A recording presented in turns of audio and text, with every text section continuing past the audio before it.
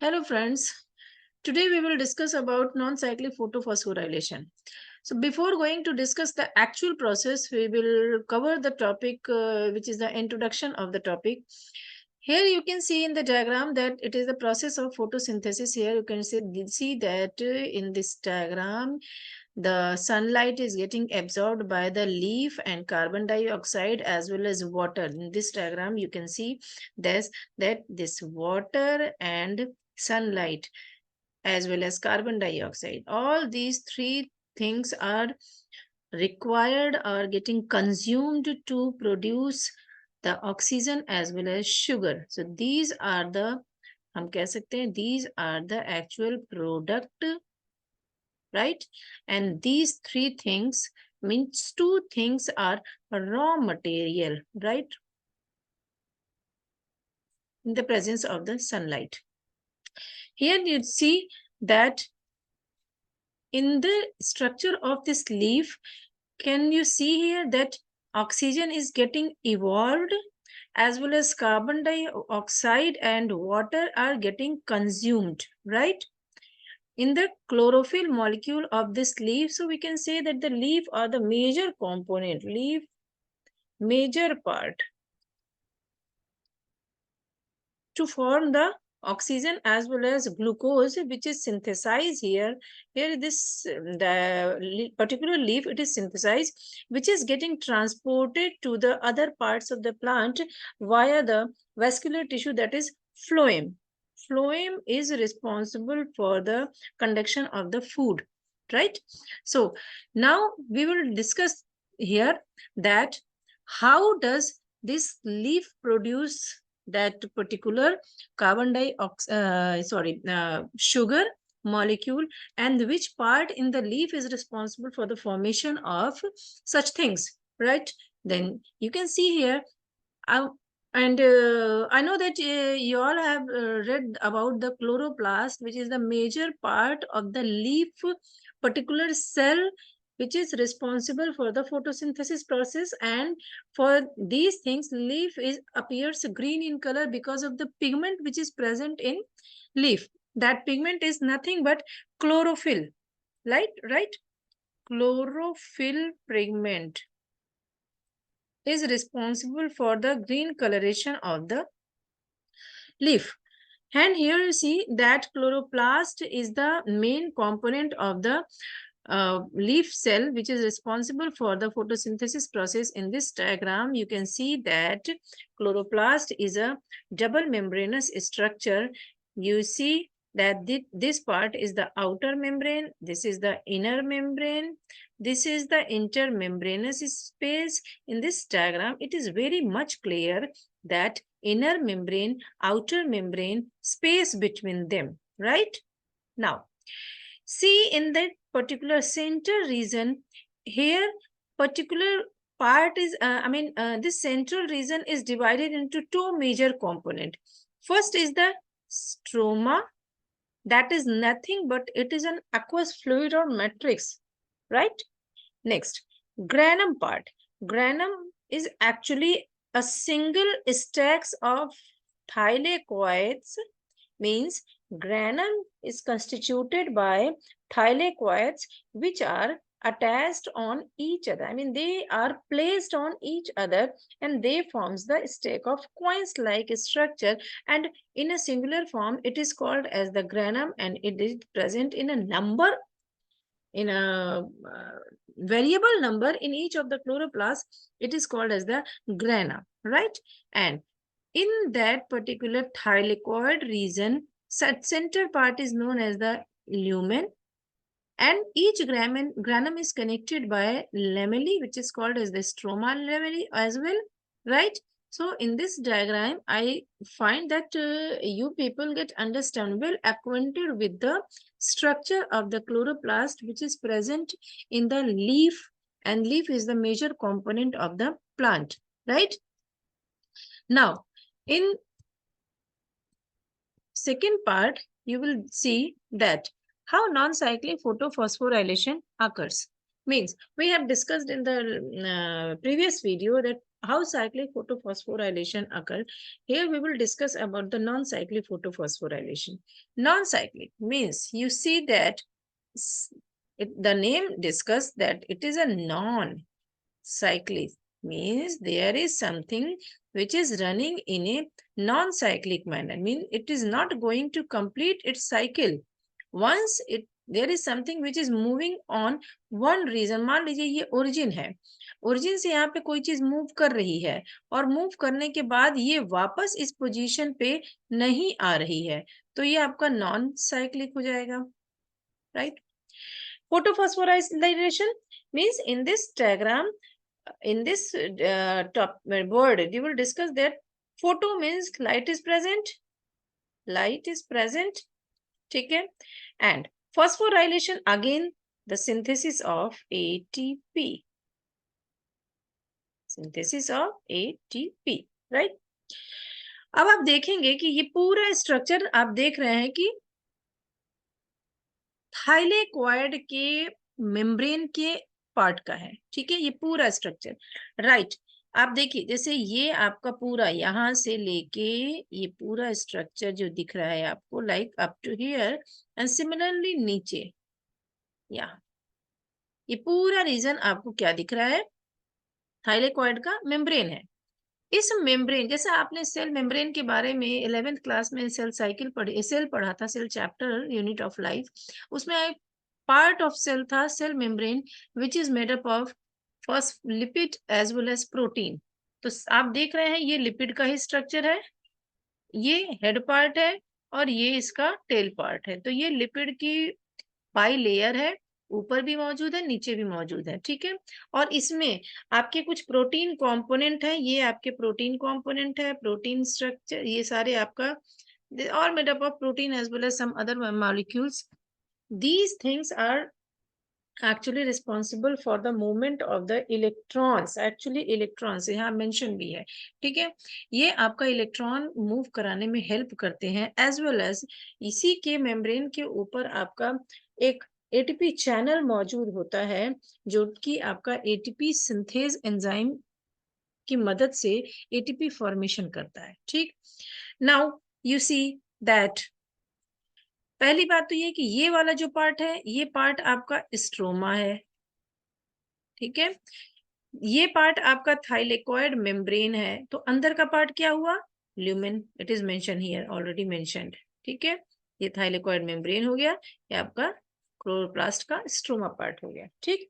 अब देखिए इस पे जो अरेंजमेंट होता है फोटो सिस्टम का, वो अरेंजमेंट आपका कैसे होता है, पहले PS2 अरेंज होगा, फोटो सिस्टम 2 जिसे कहेंगे, जो कि कितने वेवलेंथ की लाइट को एब्जॉर्ब करेगा, P680 वेवलेंथ की लाइट को एब्जॉर्ब करेगा. फिर दूसरा आपका आएगा PS1 जो कि कितने वेवलेंथ की लाइट को एब्जॉर्ब करेगा, P700 वेवलेंथ की लाइट, राइट. अब आपका क्या होगा कि यहाँ पे रिएक्शन सेंटर मौजूद होते हैं जिसके अंदर आपका क्लोरोफिल ए होता है और वेरियस एक्सेसरी पिगमेंट्स होते हैं, क्लोरोफिल बी, कैरोटीन, ज़ैंथोफिल, इन सब चीजों के बने हुए. सिमिलरली इसी तरीके का अरेंजमेंट आपको यहाँ भी दिखेगा, लेकिन यहाँ का क्लोरोफिल ए मॉलिक्यूल जो है फोटो सिस्टम सेकेंड होने की वजह से ये आपका 680 नैनोमीटर की लाइट को एब्जॉर्ब करेगा और same in the same way आपका फोटो सिस्टम 1700 के नैनोमीटर की लाइट को एब्जॉर्ब करेगा. बाकी फॉर्म स्ट्रक्चरल ऑर्गेनाइजेशन सेम होता है जैसा आपका PS2 में होता है. नाउ अब क्या होता है कि सबसे पहले आपकी लाइट फॉल हुई, जब लाइट आपकी फॉल हो रही है तो उसके क्वांटा को यानी फोटॉन्स को एब्जॉर्ब किया जा रहा है. कौन एब्जॉर्ब कर रहा है, आपका reaction centre as well as accessory pigment यानी PS2 के दीज कंपोनेंट्स, जिसको हम बोलते क्या है, LHC, लाइट हार्वेस्टिंग कॉम्प्लेक्स. तो लाइट को they will harvest and with the help of resonance mechanism they transfer that energy to the chlorophyll A molecule which is the main reaction center. And by the harvesting of these lights one more important things also occur, that is photolysis of water. ये एक बहुत बड़ा unique process है जो कि आपका non cyclic photophosphorylation में ही होता है, because it is associated with the photolysis of water. And ये कुछ ऐसा कोई भी प्रोसेस आपको फोटो सिस्टम 1 में नहीं नजर आता है, और फोटो सिस्टम 1 आपका साइक्लिक फोटोफॉस्फोराइलेशन कराता है। ठीक है, तो ये एक मेजर डिफरेंस भी होता है नॉन साइक्लिक और साइक्लिक फोटोफॉस्फोराइलेशन में। Photolysis of water occur, water टूटता है, लाइट फॉल हुई, एब्जॉर्ब की गई, पानी को तोड़ा गया। ठीक है, पानी को तोड़ा, तो तोड़ने के साथ आपको क्या क्या चीजें मिलेंगी? 2 proton plus 2 electron plus oxygen. ठीक है, ऑक्सीजन आपकी क्या हो जाएगी? इवॉल्व हो जाएगी, एनवायरमेंट में रिलीज हो जाएगी। अब प्रोटॉन देखिए, प्रोटॉन हमारा कहाँ पे मौजूद होंगे? ये प्रोटॉन हमारा मौजूद होंगे ल्यूमेन के अंदर, ये ल्यूमेन में होंगी, क्योंकि फोटोलिसिस ऑफ वाटर ल्यूमेन में होती है। ठीक है, बाकी प्रोसेस आपकी मेम्ब्रेन के अंदर होगी, मेम्ब्रेन के ऊपर होगी, सॉरी। इलेक्ट्रॉन क्या होंगे? अब आपका एब्जॉर्प्शन हुआ, तो एब्जॉर्प्शन जब इतना हार्वेस्ट किया जा रहा है लाइट को, तो ये इलेक्ट्रॉन एक्साइट हो जाएंगे, पेयर ऑफ इलेक्ट्रॉन है, ये एक्साइट होकर फिर आपका कहाँ जाएंगे? क्लोरोफिल ए सेंटर पे। From here these electron will be transferred to primary electron acceptor, primary electron acceptor. ठीक है, इस पे एक्सेप्ट किए जाएंगे। यहां से फिर क्या, देखिए इलेक्ट्रॉन ग्राउंड स्टेट से एकदम जंप मारेगा और पहुंचेगा एक्सेप्टर के पास, जो इसका पहला एक्सेप्ट करेगा। क्लोरोफिल ए से निकल के ये जंप करेगा सबसे पहले एक्सेप्टिंग रिसेप्शन जहां पे इसका होगा।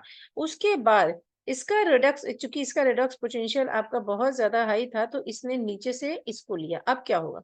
इलेक्ट्रॉन का डाउनहिल मूवमेंट होगा। डाउनहिल मूवमेंट हो रहा है तो ये नीचे की ओर मूव करेगा, लेकिन इसको अगले जो भी कैरियर्स यानी चैनल्स इन दिस प्रोसेस, तो आपका इलेक्ट्रॉन जो मूव करेगा पूरे चैनल्स के थ्रू, एक चैनल पार्टनर्स होते हैं।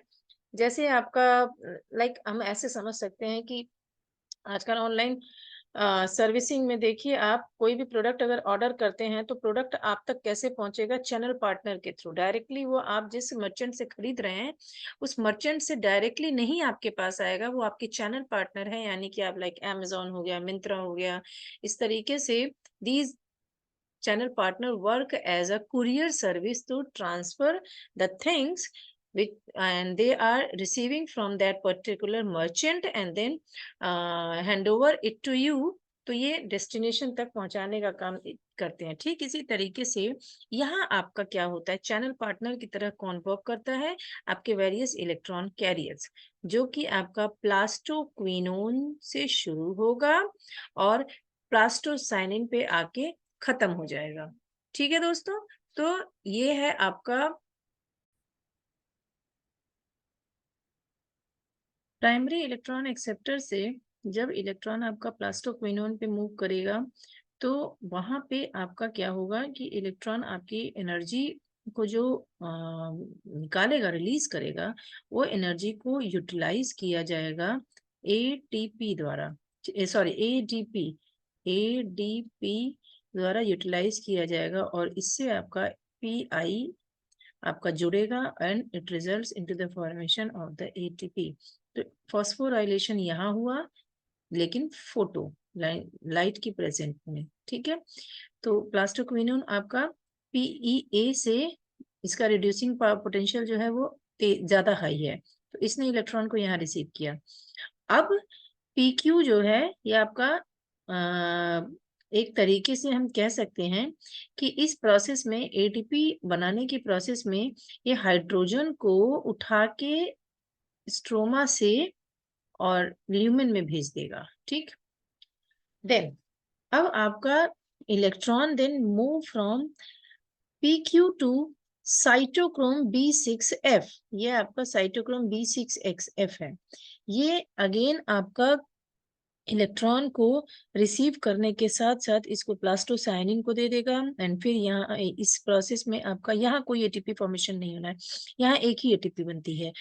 देन प्लास्टोसाइनिन अगेन ये इलेक्ट्रॉन PS1 को दे देगा, और ये PS1 आपका यहाँ पे, चूंकि ये अपनी अलग लाइट को एब्जॉर्व कर रहा है, और कितनी 700 की लाइट को, तो इलेक्ट्रॉन जो है वो यहाँ पे जब खाली हुए थे, उन इलेक्ट्रॉन की को इलेक्ट्रॉन की वैकेंसी को फुल किया जाएगा जो इलेक्ट्रॉन प्लास्टोसाइनिन से आ रहा है इनके द्वारा, क्योंकि यहाँ भी pair of electron he move किए थे, यहाँ भी पेयर ऑफ इलेक्ट्रॉन मूव किए थे।